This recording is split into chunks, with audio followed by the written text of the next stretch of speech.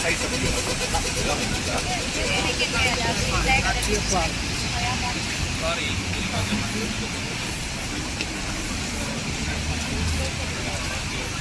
walk slowly so you can look up. Have a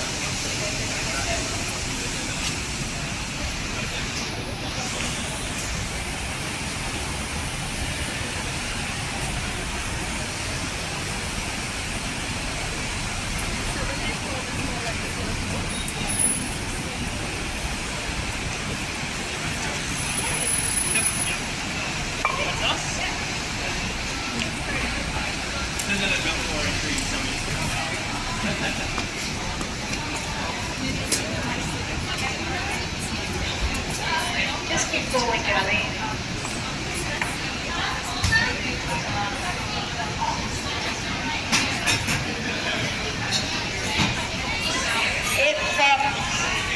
When the second stage of, can you all hear me? When the second stage of the building, this stage of the building opened, if you were the postmaster or one of his important supervisors, you would have gone to work through the big ornate door on Market Place. But this one here was for the blue-collar workers. Right beside it, where this little hole in the wall cafe is today, there was a ramp going down into the basement. Now, in the colonial period, horses and carts going down into that area. But I can imagine in the early 20th century, lots of young boys on push bikes whizzing in and out of that area, and later motor vehicles. And if you look over at the column, you can see beware of the traffic, the sign to tell people to watch out. We'll go inside.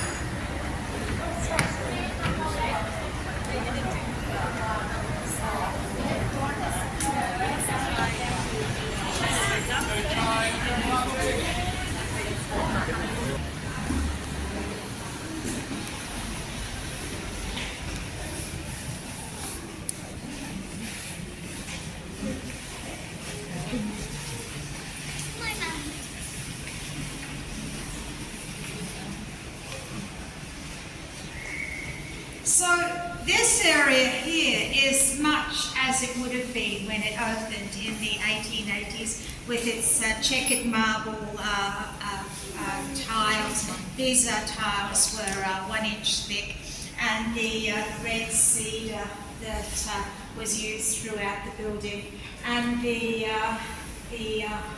wrought iron. Interestingly, this was still being sent over from Britain at that stage. We hadn't discovered large deposits of iron ore, so we were still getting our iron from Britain. And up on the third floor, you would have found these women.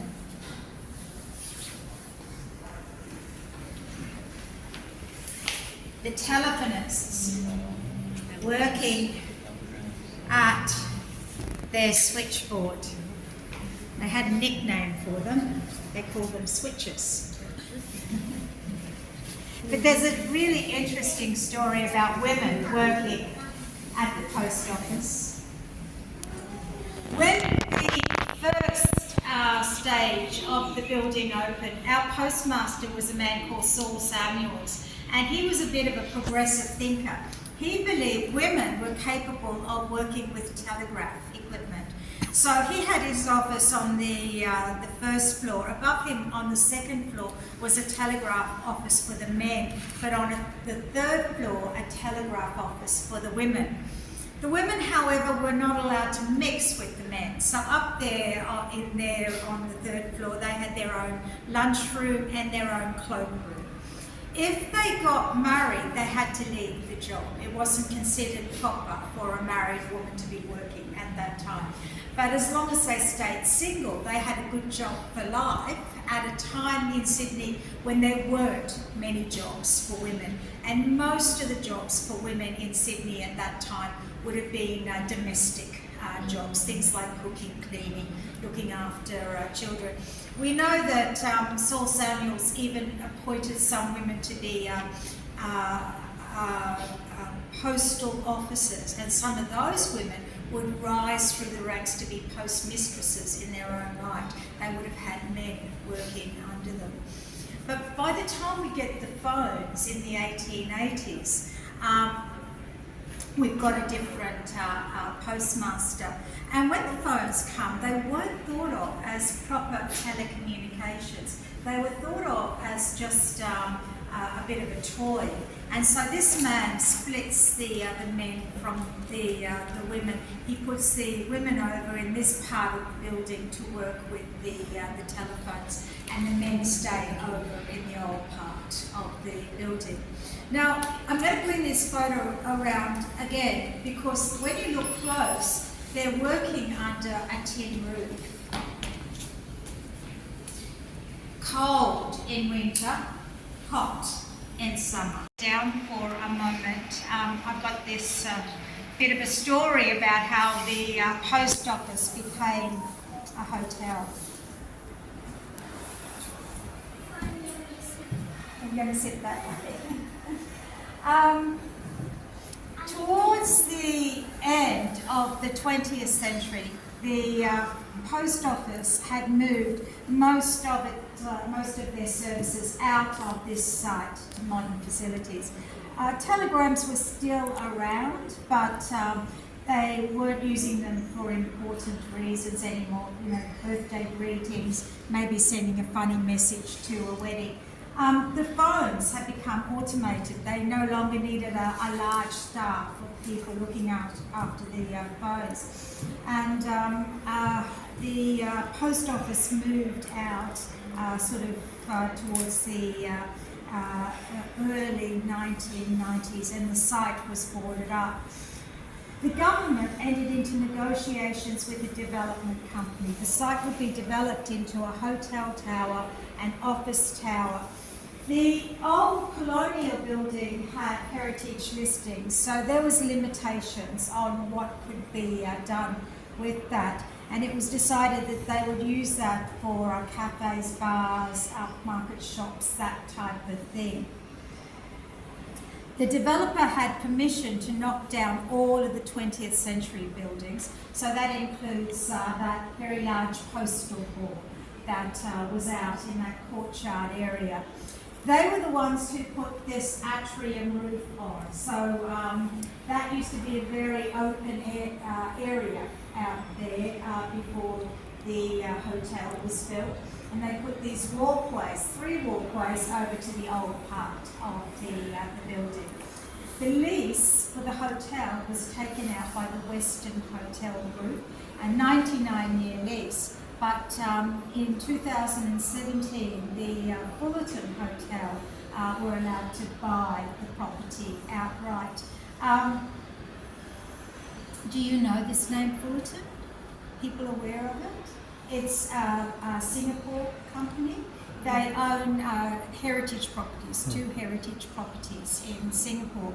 One of them is their old GPO, and they do tours through that building. So it seemed natural when they took over this building to have the tours as well. So they take it over and they close the property down for a couple of years while they do some rebranding, but also restoration work. They have a clockmaker look at the mechanism of the clock in the clock tower. Now at that time the clock had been automated, but the mechanism was still around, and he believed that it was still good, it just needed to be cleaned up. So today when you hear the clock working, you're listening to its original mechanism. They opened in 2019, just in time for COVID. It was a very big problem for them because this name wasn't known here in Sydney, and they made the decision that they wouldn't take in travellers returning to Australia to be put into quarantine. They would only take in local travellers. But for a long time during COVID, that would mean people within New South Wales because all of the borders were closed. But there were times when it meant people within a 5-kilometre radius.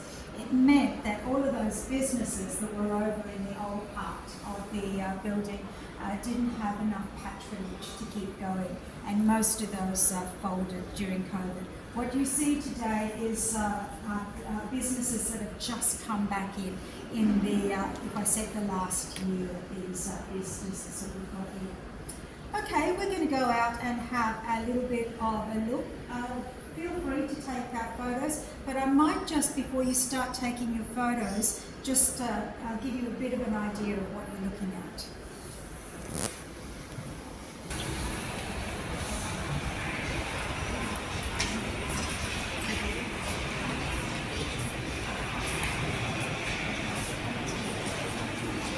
Yes, it does. Now, when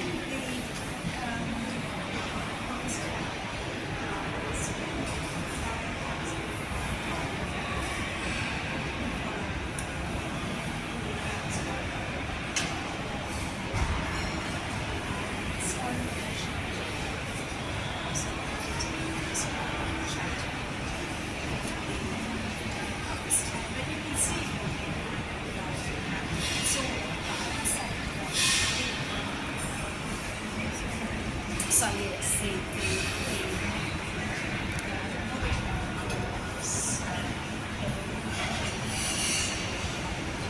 so all the floors where you see arches, even the floor with the little arches that have been filled in, are the work of the first architect, James Barnett. Now when you look at that floor with the little arches that have been filled in, you'll see drain pipes that seem to back around to show you, because when you look at the room with the round windows, you'll see there's actually another set of windows up above. But we can't see them because of the atrium roof.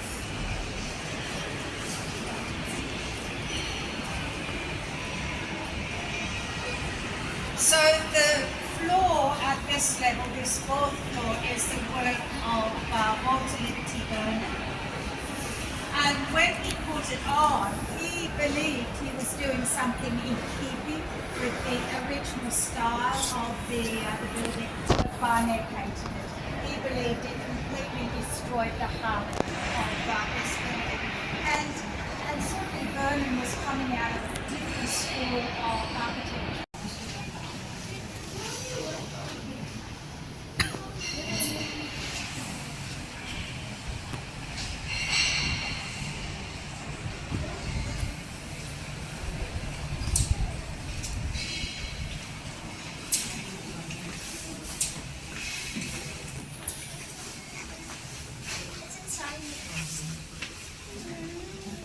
In this photograph, you can see those two L shapes. It's 1967's aerial view of the building. The colonial architect. When he retired, he had signed off on just under 2,000 buildings here in New South Wales. Now, he would not have designed them all. He would have had teams of architects working underneath him, and the more ordinary buildings would have been designed by junior architects. This building is probably his masterpiece here in Sydney, but there are other beautiful Barnett buildings in Sydney.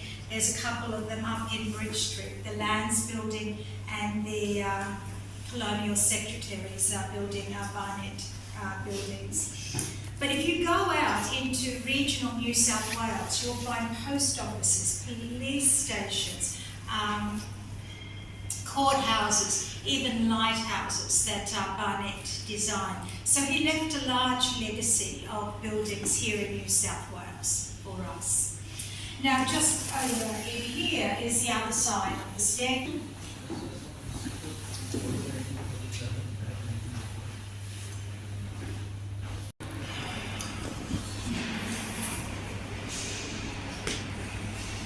There's a wall in behind here.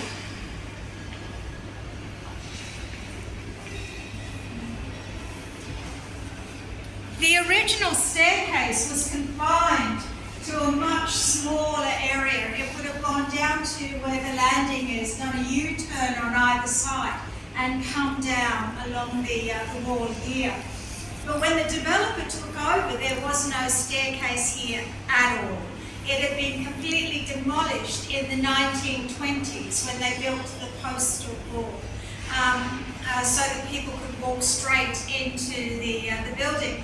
But the developer decided that they wanted to reinstate a staircase. Now they had lots of old photographs like this so that they could recreate the detail of the original staircase. They had a lot of space. They could take their staircase out into the body of the hotel, creating what they call today the grand staircase. But what they did have when they moved in was this little piece of ceiling up here. This would have been here. And it says 1886. Now 1886 would have been when they were working on joining stage 2 to stage 1 so that the building could open in 1887. They've used that, the developer used that as a template for the piece out here over their staircase. It says 1999. 1999 is the year that the Western Hotel Group opened in time for the Sydney Olympics. Now just in behind you is the door to the postmaster's office, and you might remember I said there were a number of rooms in there. The first room that we can see where the light is on is a little ante-room with a couch in it. Always had a couch in it, and people could climb up this staircase and sit down and catch their breath before they went in to see the postmaster. Now I'm going to take you down the staircase, and if you've got another 5 minutes, I'd like to take you down into the basement. Are you all okay with that? Coming down into... So we'll just keep moving. We do, because one of our escalators is out of action, I'm going to walk you down the stairs to the basement.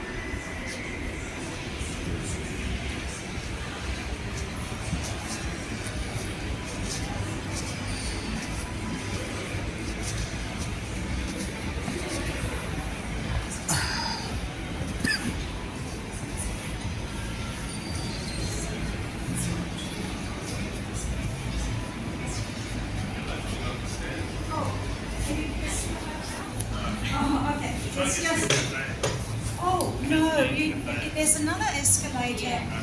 If you walk along, you'll see another set of floors. The escalators up there.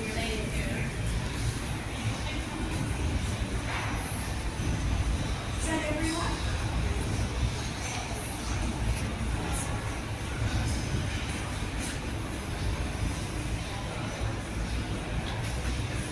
Okay. So, over to the next set of steps. These ones are definitely modern.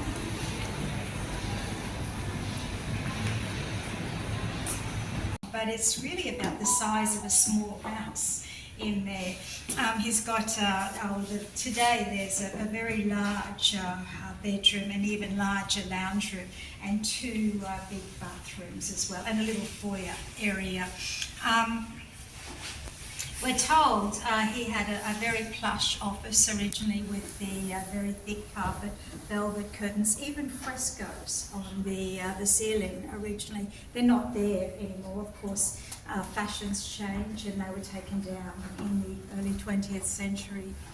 Now this one is a room you can get into. This is where the menswear store is on the corner of the Mutton Place and Pitt Street, and it's been lovingly restored with all the gold leaf on the ceiling. When it opened, stage of the building opened apparently on the first floor close to the postmaster's office. When the building becomes Commonwealth owned, Australian owned in the 20th century, the Bank of New South Wales moves out, and for most of the 20th century, this building was, this room was used for long distance phone calls. So if you wanted to phone Brisbane or Singapore or London, you'd go in there and there was a counter, you'd tell them where you wanted to ring and they would give you a number. And then you just had to sit down and wait for your number to be called. When it was called, you could go into a little booth and they would connect you through.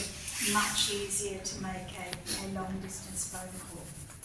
Now, we do have the opportunity to use the staircase here. We'll just go up one floor. If we tried to go any further, we'd find a locked door. The staircase to the clock tower is no longer open to the general public. What we can see is the brick one, the 9-storey brick building just here.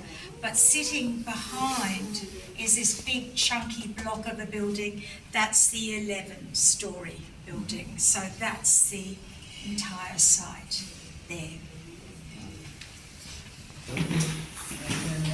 Yeah, it's clear.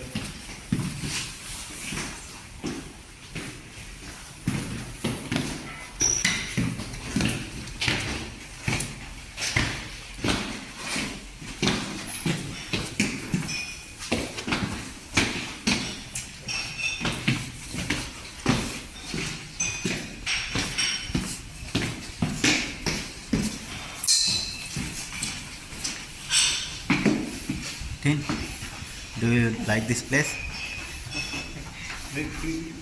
It's very nice, no? Come.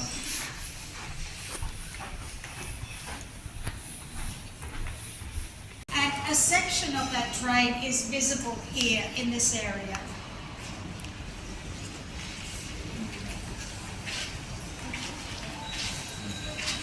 So if you look straight down, you can see the brickwork.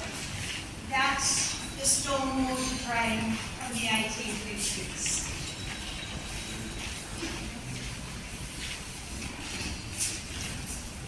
Over here, behind the glass, we can see a section of it. We can see what it actually looks like. It's called an oval form, the shape of an egg, very strong structure. But here, in this area, it's this size. But as it gets closer and closer to circular heating, it widens. And before COVID, Sydney Water, they haven't resumed those tours. It was originally a square. That's what it was originally, as a square. There was marshy land between where Hyde Park is and Town Hall, and then Spring itself started in the area where the Strand Arcade is. So that's about a kilometre up towards Town Hall.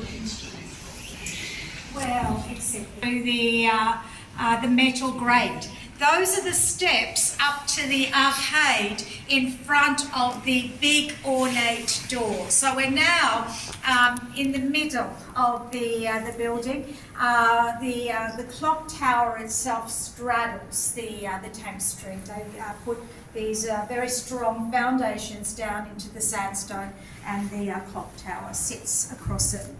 Now I've got some little cards to hand out from the hotel.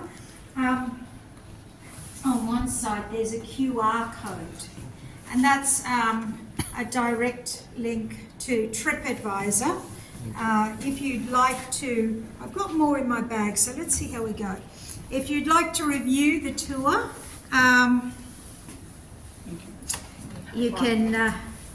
Oh, okay.